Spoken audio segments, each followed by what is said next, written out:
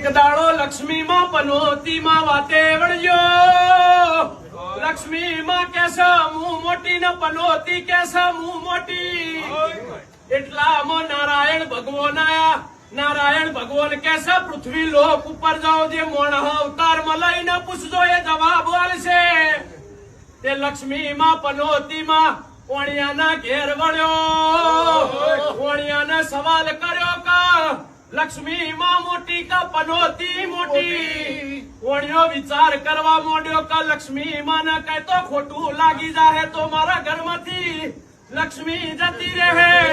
પનોતી ના કઈ તો પનોતી ના ખોટું લાગશે